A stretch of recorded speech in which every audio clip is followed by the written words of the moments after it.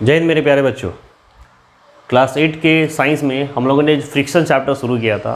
उसमें हमने एक पार्ट ऑलरेडी कवर किया हुआ है, जिसके अंदर हमने फ्रिक्शंस का इंट्रोडक्शंस, फ्रिक्शन फोर्स होता कैसे है, वो उसका इम्पैक्ट्स क्या है, उसका इंट्रोडक्शन का सारा पार्ट हमने कवर कर लिया था। इंक्लूडिंग फ्रिक्शंस हमने उसके सारे टाइप्स, तीन जो टाइप्स है उस तीनों टाइप्स को भी कवर कर लिए हुए हैं। आज हम लोग फ्रिक्शंस का सेकंड पार्ट कवर करेंगे, जिसके अंदर मेनली हम लोग फ्रिक्शंस इंक्रीज कैसे होता है, डिक्रीज कैसे हो सकता है और फ्रिक्शंस की नेसेसिटी को देखने जा रहे हैं। तो चलिए शुरू करते हैं।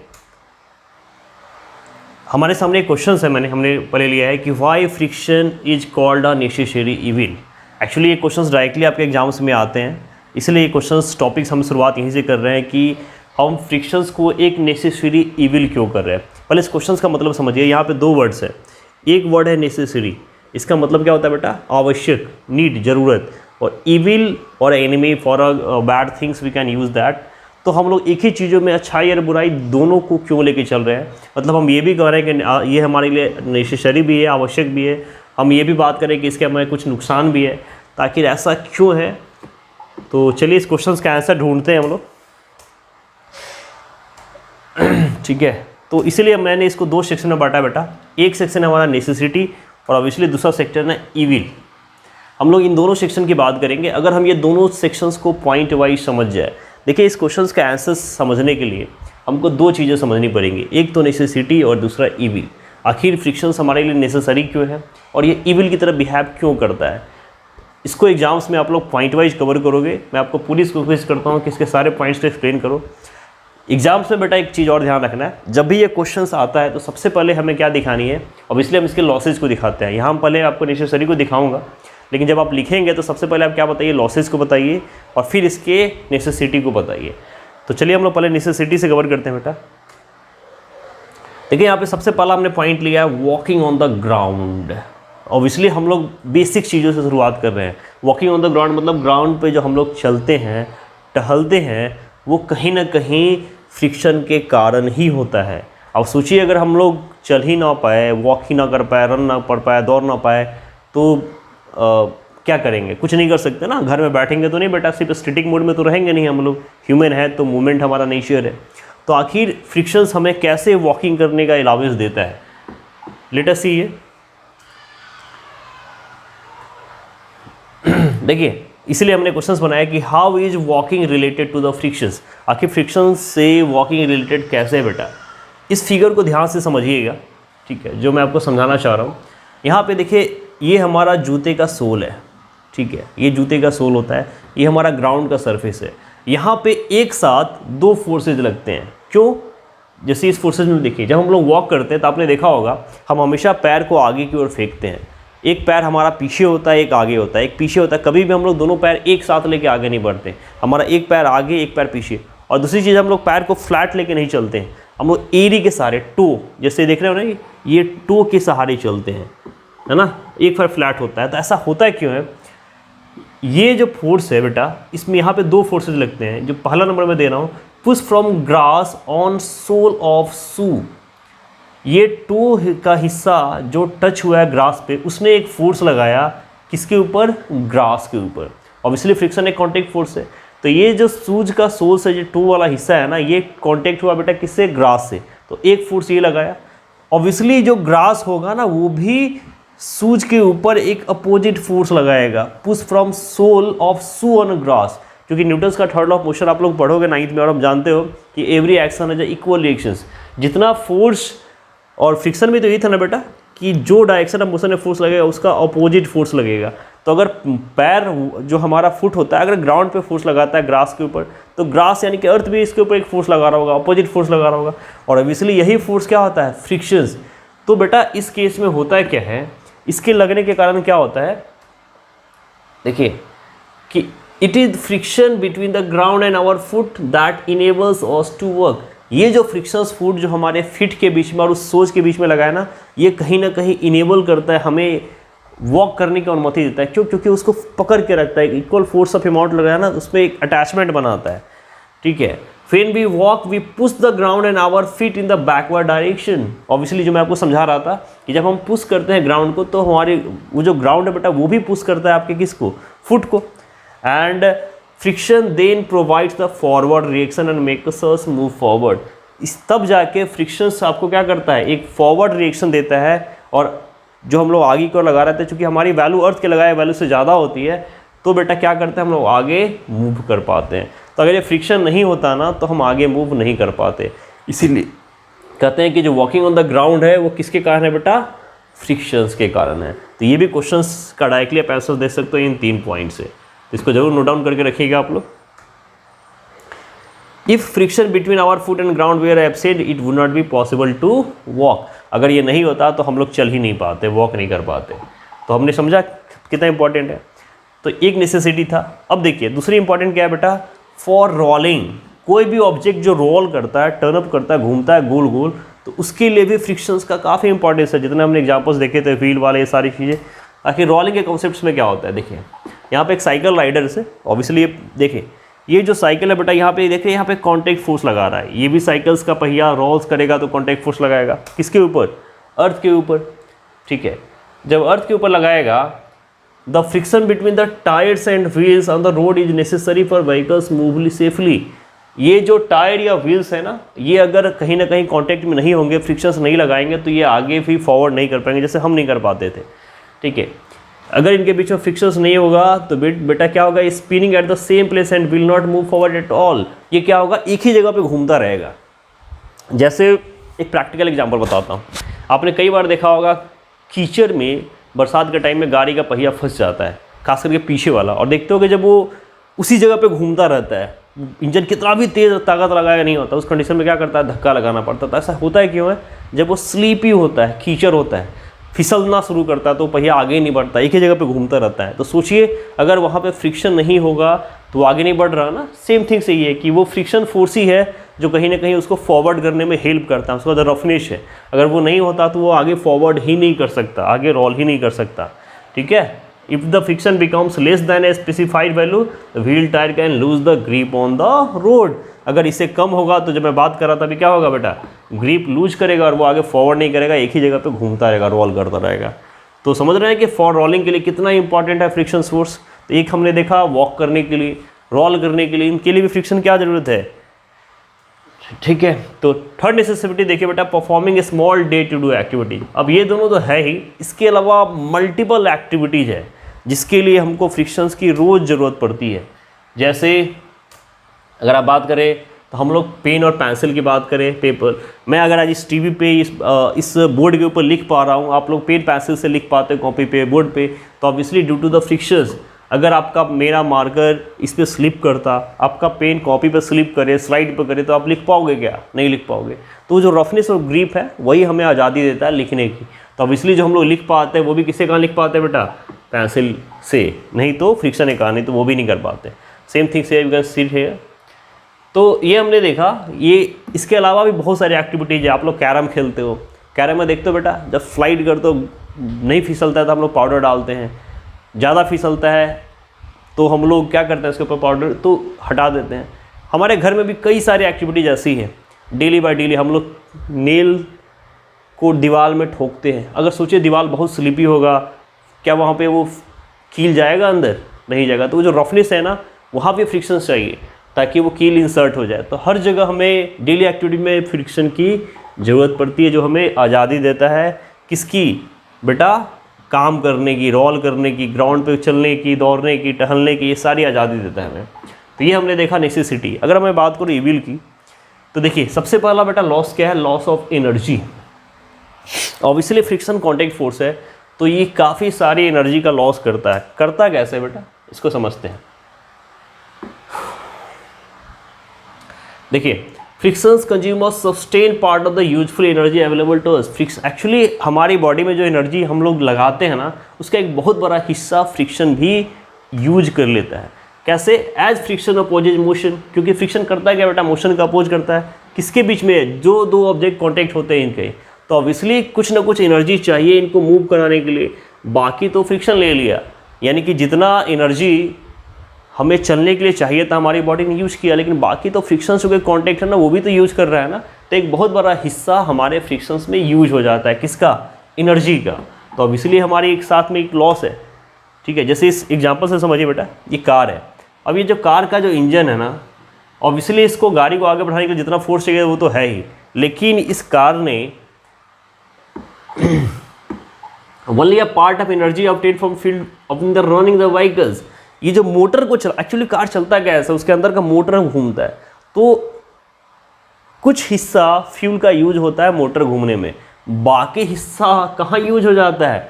इसके अलावा बहुत सारी चीज़ें होती है बेटा, देखो major part is wasted in heating, जो गाड़ी हीट होता है, मशीन को हीट करते हैं, frictions between the ground the tyres and the sound products, बार बार ब्रेक लगाते हैं तो जो टायर्स ग्राउंड के ऊपर लगता है, जो साउंड प्रोडक्शंस होता है, जो हीट होता है, उसमें बहुत सारी एनर्जी हमारी लॉस हो जाती है, यूज हो जाती है। यानी फ्यूल्स का ये कह लीजिए 1/3 हिस्सा आपके मूवमेंट में होता है, बाकी 1/3 हिस्सा तो आपका यूज हो जाता है वेस्टेज में, और वो हुआ क्यों रहा है, फ्रिक्शन के कारण। तो इसलिए फ्रिक्शन ने क्या एक मेजर लॉस दिया हमें, ठीक है, तो ये हमारी क्या बेटा लॉसेज है।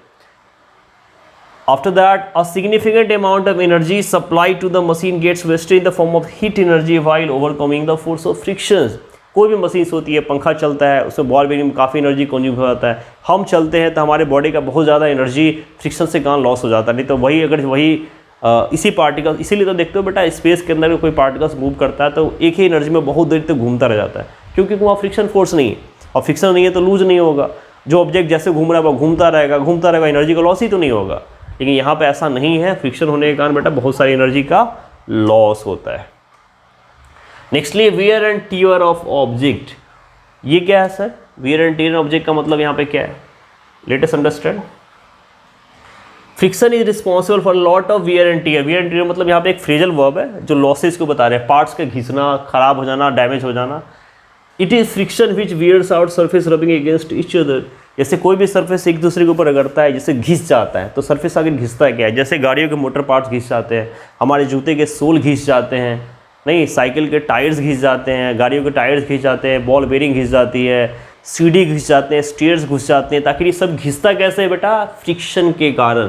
तो फ्रिक्शंस ने क्या किया, सरफेस रब होने के कारण ना एक लॉस वहाँ पे किया, किसका, जैसे यहाँ पे देखिए ये नई टायर्स है और ये देखिए ये पुरानी टायर है, चलते चलते चलते इसके जितने भी ग्रिप्स थे ना, डिजाइन से, टेक्सचर से, ये सभी घिस गए। तो घिस क्यों गए, क्योंकि फ्रिक्शन से कारण ग्राउंड पे चलता है, बार बार कॉन्टेक्ट में आता है रफनेस के कारण, तो कहीं ना कहीं एक लॉस है ना बेटा, फिर हमें नया टायर लगाना पड़ेगा।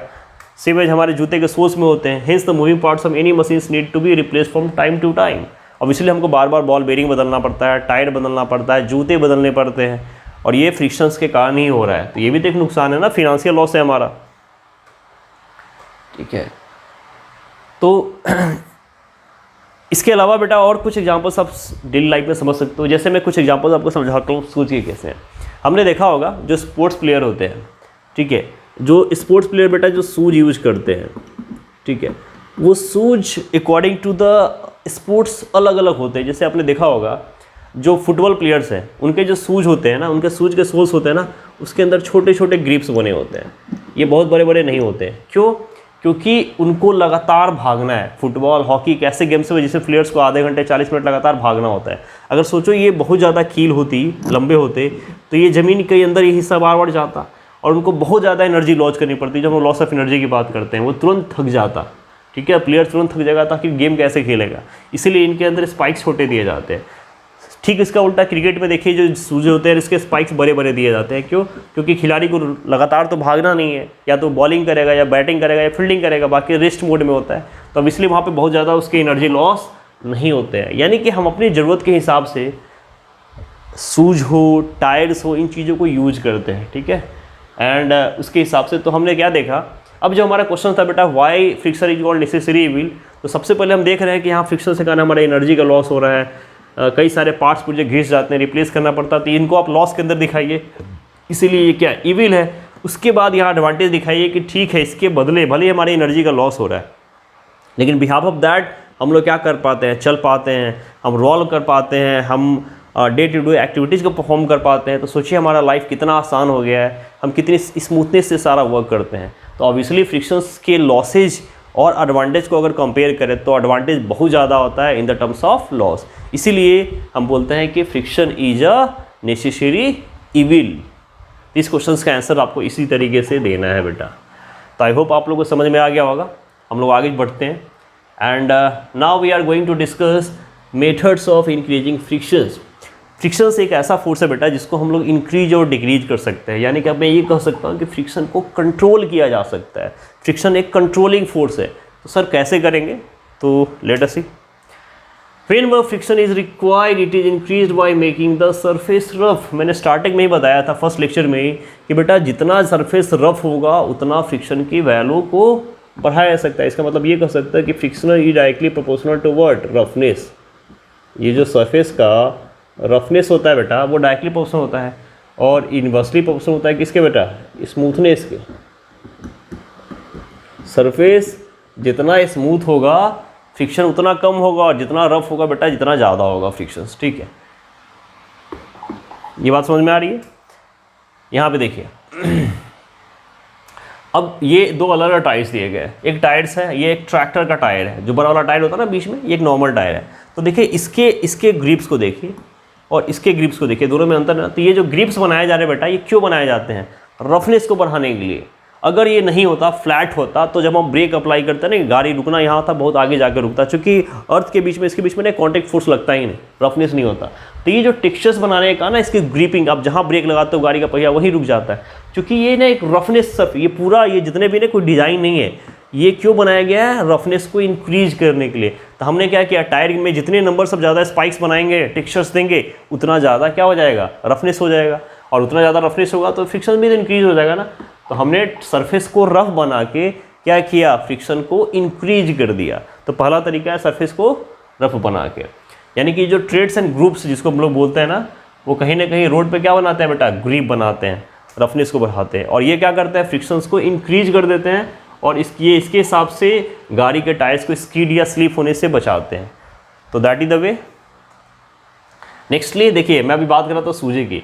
तो ये जो जितने भी चीज़ दिख रहे हैं ना, ये कोई डिज़ाइन नहीं है, ये ऑब्वियसली फ्रिक्शन को इंक्रीज करने के लिए बनाया गया है, क्योंकि ये ज़मीन को ना, सूज क्या करता है, सूज ज़मीन को पकड़ के रखेगा, उसके अंदर इंसर्ट करके ना यहाँ स्लिप होने से बचाएगा। कोई खिलाड़ी स्पोर्ट्स पर्सन दौड़ता है या हम ही दौड़ते हैं, तो हम क्या करेंगे, स्लिप या स्कीड होने से बचेंगे। तो हमने इस स्पाइक्स को लगा के बेटा क्या किया, ग्रिप को बढ़ाया, सरफेस को बनाया। Sportsman and players use special types of sports spikes on their shoes, obviously for to avoid skipping and skidding. ये क्या करता है बेटा, इनको दौड़ने में आसानी देता है। ऑब्वियसली एनर्जी लॉस तो होगा, लेकिन दौड़ने में भी आसानी होगी। ठीक है, इसके अलावा a lot of examples are there. जैसे घर में हम लोग कैरम खेलते हैं, कैरम में कभी कभी क्या करता है, आपका जो बोर्ड होता है वो स्लाइड नहीं करता, तो हम लोग क्या डालते हैं, पाउडर डालने से क्या होता है बेटा, वहाँ पे स्लिपी बनता है। ठीक है, उसको हटाना हो तो पाउडर को हटा दीजिए, सरफेस पे पानी गिर जाता है, वो आपका सरफेस स्लिपी हो जाता है। तो स्मूथनेस और रफनेस को इंक्रीज या डिक्रीज करके हम लोग क्या कर सकते हैं, फ्रिक्शन को कंट्रोल कर सकते हैं। कुछ एग्जांपल देखते हैं रिड्यूसिंग फ्रिक्शंस के। फ्रिक्शन को रिड्यूस कैसे किया जा सकता है, कम कैसे करना है। ऑब्वियसली पहला तरीका क्या बेटा, पॉलिशिंग। पॉलिशिंग का मतलब क्या होता है, प्लेन। पॉलिश क्या करता है, किसी सरफेस को एकदम प्लेन बनाता है, चिकना बना देता है। जैसे यहाँ पे देखिए, किसी भी वुडन कार्ट बनाने के बाद क्या होती है, पॉलिशिंग की जाती है, कितना चमकता है ना, कितना प्लेन हो जाता है ना। फिर भी पॉलिश सरफेस इस रफनेस डिक्रीज है, क्योंकि पॉलिश करने में क्या होगा, ये जितने भी देख रहे हैं दरार टाइप का दिख रहा है ना, रफ दिख रहा है, वो एरिया बिल्कुल प्लेन हो जाता है, फ्लैट हो जाता है। और इस फ्लैट होने के बाद क्या होता है, वो उसका रफनेस डिक्रीज हो जाएगा, और रफनेस डिक्रीज होगा तो फ्रिक्शन की वैल्यू भी डिक्रीज हो जाएगी। तो एक बार पॉलिशिंग करके कर सकते हैं।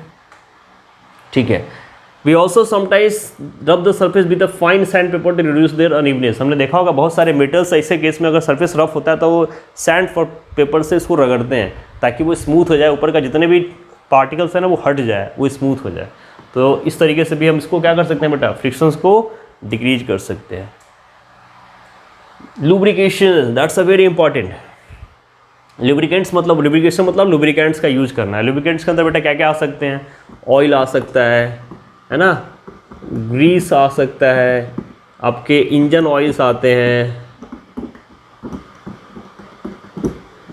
ये सारे बेटा आपके क्या है ना, लुब्रिकेशन है। इसके अलावा घर में बहुत सारे ऐसे लुब्रिकेशंस यूज हो सकते हैं। कुछ देखिए, when a few drops of oil are poured on the hinges of the door moves much more smoothly. कभी कभी आपने देखा होगा गेट बंद करते हैं ठंड के टाइम में तो आवाज़ें आती रहती है, ऊपर ताला जाम हो जाता है, हम लोग कुछ ऑयल डालते हैं वो क्लियर हो जाता है। इसके अलावा जितने भी इंजन ऑयल्स, आपके जो मूविंग मोटर वाले पार्ट्स होते हैं उसके देखते हैं अंदर ग्रीसिंग डालते हैं। हमारे व्हीकल्स होते हैं उसके बीच में बॉल बेरिंग्स होते हैं, उसमें ग्रीस डाला जाता है ताकि वो इसके स्मूथनेस को बढ़ाए, ठीक है, उसकी फ्रिक्शंस को रिड्यूस कर दे। एक के ऊपर वो टकराएगा नहीं। तो लुब्रिकेशन के द्वारा इसको, चूँकि लुब्रिकेंट्स क्या होता है, बहुत चिपचिपा चिकना टाइप का लिक्विड होता है, और उसके कारण क्या होता है, फ्रिक्शन डिक्रीज हो जाता है, चूँकि सरफेस चिकना हो जाएगा। ठीक है, तो और भी लुब्रिकेंट्स के, जैसे आपने देखा होगा हम लोग बैंगल्स पहनते हैं, लेडीज़ हमारे घर में बैंगल्स बनती है, क्योंकि हमारे हाथ का स्ट्रक्चर ऐसा होता है, देखिए बेटा आगे से ये चौड़ा है, यहाँ ये पतला होता है, और हम लोग बैंगल्स कहाँ पहनते हैं, इस एरिया में ना। तो ऑब्वियसली जब बैंगल्स या छुरी जब अंदर जाती है तो अंदर चली तो जाती है, हमको उसको निकालना पड़ता है। तो उस केस में क्या होती है, लेडीज़ अपने हाथ में वैसलीन या ऑयल या सोप लगा देती है, और उसके कारण ये हाथ फिसलता है, और फ्रिक्शन कम होने का नहीं आसानी से निकाल सकते हैं। तो मल्टीपल वेज है जिसमें हम लोग फ्रिक्शंस को इंक्रीज और डिक्रीज कर सकते हैं। एग्जांपल्स की कमी नहीं है, सिर्फ ऐसा नहीं कि जो एग्जांपल्स मैं आपको बता रहा हूँ आपके बुक्स में लिखा है उसी को कवर करना है। इसके अलावा भी आपके पास आसपास में बहुत सारे एग्जांपल्स है बेटा जिसको आप कवर करोगे। ये देखिए यहाँ पे ऑयल डाल रहे हैं बेटा, ये हमने दिखाया है। Bicycle and motor mechanic which grease between the moving parts, जैसे मैंने आपको बताया इस ग्रीज का यूज किया जाता है उसके मूविंग वाले पार्ट्स में, फैन में हो, ग्रीज में हो। ठीक है, oil like substances put on the surface help to reduce friction are called lubricants. अब लुब्रिकेंट्स का डेफिनेशन जो मैंने आपको बताया है कि जो एक ऑयल लाइक का सब्सटेंस है जो सरफेस पे फ्रिक्शन को रिड्यूस करने के लिए डाला जाता है, इसको लुब्रिकेंट्स बोलते हैं बेटा। And reduces wear and tear, losses होने से, डैमेज होने से, हिट होने से बचाता है ये लुब्रिकेंट्स। लुब्रिकेंट्स से फ़ायदे क्या है बेटा, एक तो ये वियर टियर से बचाता है, इसके बाद ये एफिशिएंसी को इंक्रीज कर देता है, चूँकि लेस वेस्टेज ऑफ एनर्जी। जब एनर्जी कम लॉस होगा तो ऑब्वियसली एफिशिएंसी बढ़ जाएगी ना, एवरेज बढ़ जाएगा। इसलिए गाड़ी का हम एक रेगुलर टाइम पर सर्विस कराते हैं। सर्विस कराने से क्या होता है, अगर गाड़ी में प्रॉपर व्हीलिंग होती है, ऑयलिंग होती है, तो गाड़ी आपका स्मूथ चलता है, अच्छा आसानी से चलता है। ठीक है, अब देखिए लुब्रिकेंट्स क्या क्या हो सकते हैं बेटा। लुब्रिकेंट्स ना तीनों आपका लिक्विड हो सकता है, जैसे आपका ऑयल लिख रहा है इस फॉर्मेट में हो सकता है। इसके अलावा सेमी लिक्विड जैसे ग्रीस है ना, ये तो पूरी तरीके से जेल टाइप का होता है ना, ये पूरी तरह से सॉलिड है बेटा, ना पूरी तरह से लिक्विड्स है, तो ग्रीस इसके एग्जांपल्स हो सकते हैं। सॉलिड्स जैसे टैल्कम पाउडर, जिसका मैंने कैरम में यूज बताया था, मे भी इसका यूज हो सकता है, क्योंकि बहुत ही फ्रिक्शंस को रिड्यूस करता है। तो हमने क्या देखा बेटा कि सॉलिड, सेमी सॉलिड, लिक्विड तीनों टाइप के हो सकते हैं। अब ये बहुत ही इंपॉर्टेंट एक टॉपिक है बेटा आपका बॉल बेयरिंग, जिसकी मैं बात कर रहा था। देखिए बॉल बेयरिंग कुछ इसी टाइप से दिखता है, यहाँ पे एक आउटर लेयर है, एक इनर लेयर है, और इस इनर लेयर के बीच में ये गोल गोल बियरिंग्स होती है, इसीलिए इसको बोलते हैं बेटा बॉल बेयरिंग्स। ठीक है, ये जो दिख रहा है ये ऑब्वियसली ये भी मेटल का ही बना होता है, सेम थिंग्स का, तो इसीलिए इसका नाम है बॉल बियरिंग। ठीक है, बॉल के साथ इसको बियर करना, तो इसके कॉन्सेप्ट को समझिए बेटा। देखिए रोलिंग फ्रिक्शन हमने देखा था कि स्लाइडिंग फ्रिक्शन सबसे कम फ्रिक्शन कौन था बेटा, रोलिंग था, due to the area of contact.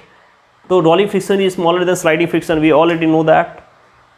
Sliding can be replaced by rolling in most machines by use of ball bearings. ये जो स्लाइडिंग वाले कॉन्सेप्ट्स को है ना, हम लोगों ने ख़त्म कर दिया है, ना के बराबर मैक्सिममली किसको यूज करके, बॉल बियरिंग को यूज करके। ये गोल वाला रोलिंग वाला कॉन्सेप्ट यूज करके ना हमने फ्रिक्शंस के वैल्यू को बहुत ही कम कर दिया, मिनिमाइज कर दिया है। We use ball bearing in shafts of motors, dynamic axles of vehicles etcetera. जितने भी आप ऐसे सिंपल समझिए कि जितने भी घूमने वाली चीज़ें जो गोल गोल घूमती है ना, हर जगह बेयरिंग्स का यूज होता है, बॉल बेयरिंग्स का। आपका पंखा हो, आपका मोटर हो, आपका व्हीकल्स हो, जितने भी मोसेस वाले पार्ट हैं, मोशन वाले पार्ट है ना, उन सभी में आपका बॉल बेयरिंग का शैफ्ट्स में यूज किया जाता है, क्योंकि ये इन्होंने बहुत ही आसान कर दिया है। ओके, तो ये बॉल बेयरिंग का एडवांटेज था। हमारा नेक्स्ट टॉपिक है बेटा फ्लूइड फ्रिक्शंस। देखिए फ्लूइड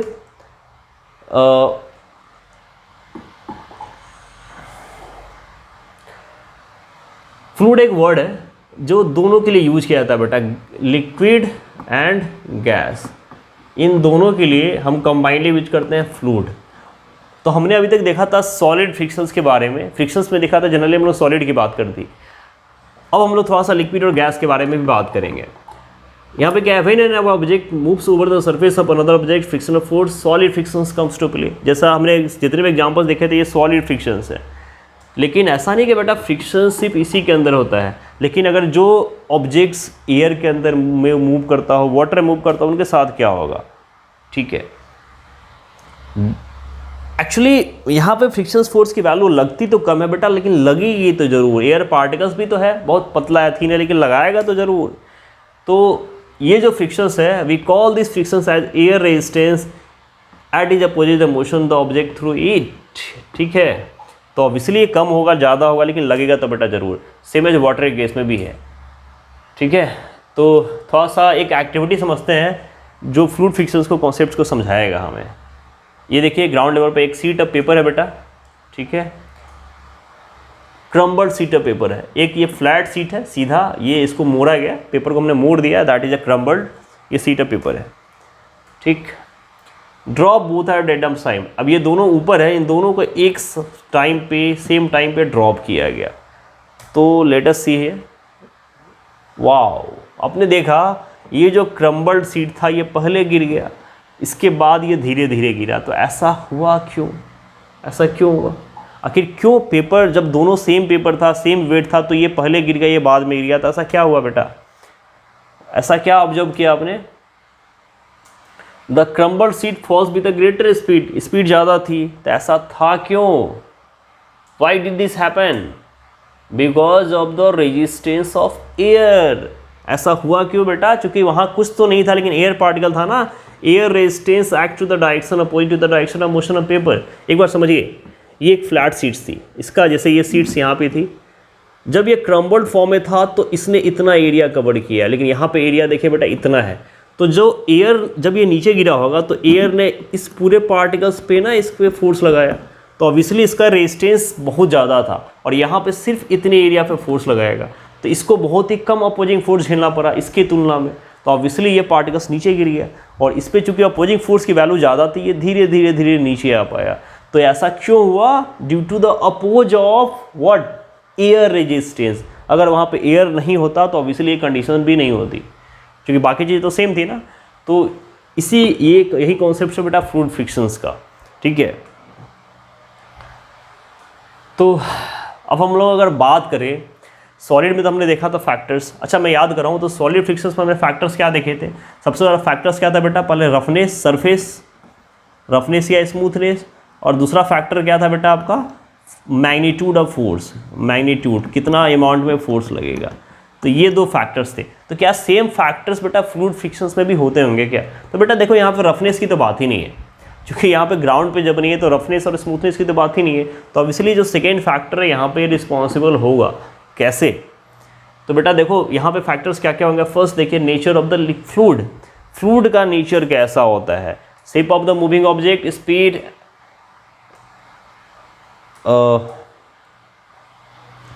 ये जो तीन फैक्टर है देखिए, nature, shape, speed, obviously size भी हो सकता है, आप चाहो तो इसके अंदर साइज भी जोड़ सकते हो, ठीक है, साइज। तो ये तो चार फैक्टर है, या तीन फैक्टर्स आप कर लीजिए, चार फैक्टर कर लिए सब चलेंगे। स्पीड, एक्चुअली स्पीड और साइज, शेप और साइज आपको एक में मिल जाता है, तो आप इसको अलग भी ले सकते हैं, शेप भी और साइज भी।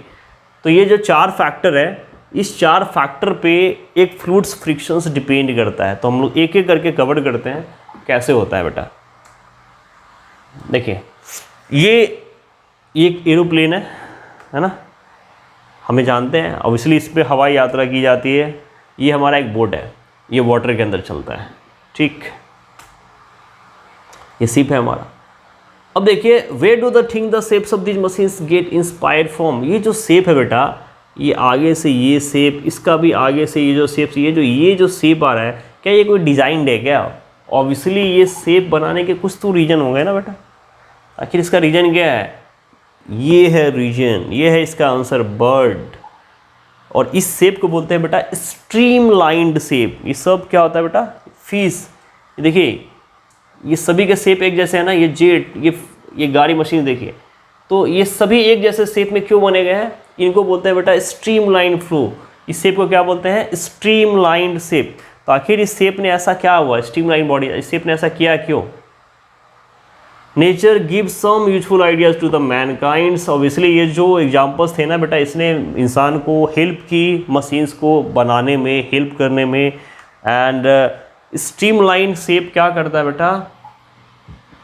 That helps to reduce the friction of air and helps them acquired faster speeds.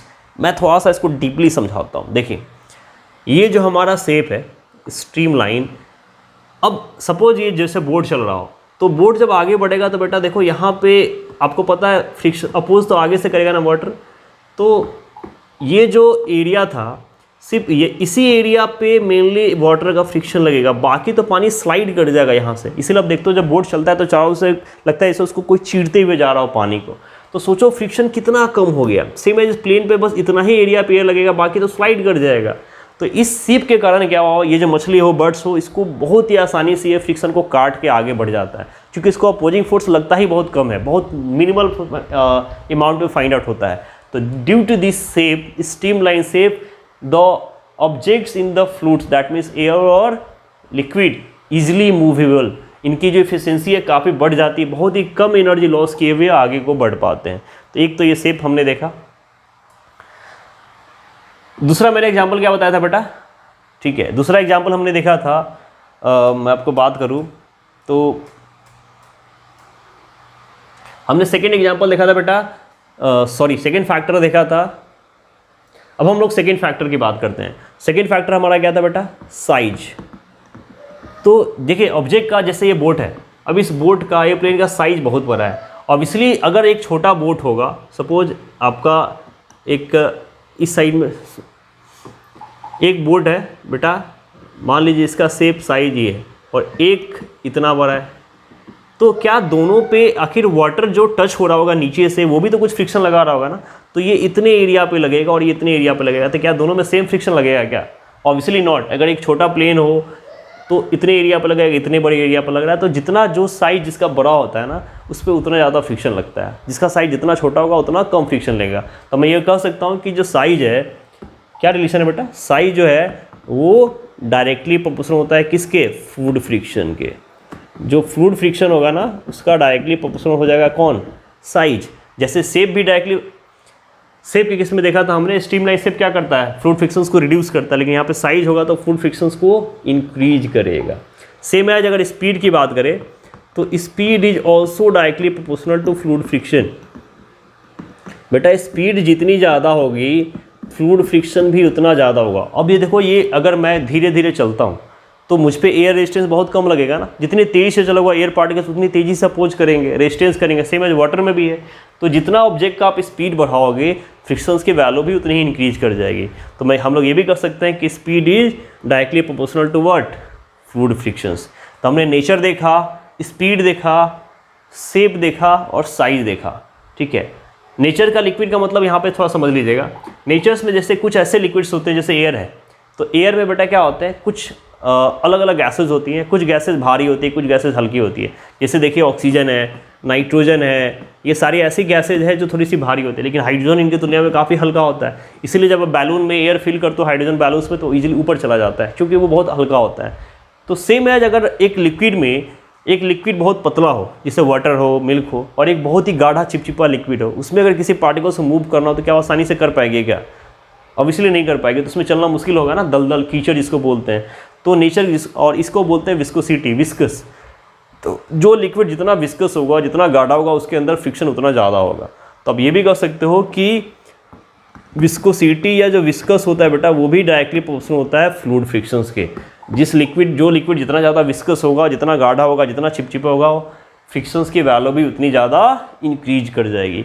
तो ये 4 ऐसे फैक्टर्स थे जिस पे कौन डिपेंड कर रहा है, फ्लूइड फ्रिक्शंस। अगर आपके एग्जाम्स में क्वेश्चन आते हैं कि फ्लूइड फ्रिक्शंस को और फ्रिक्शंस को डिफरेंशिएट करिए, तो वहाँ पे सॉलिड फ्रिक्शंस की बात आएगी। तो वहाँ सबसे पहले आप चर्चा किसकी करोगे बेटा, फैक्टर की।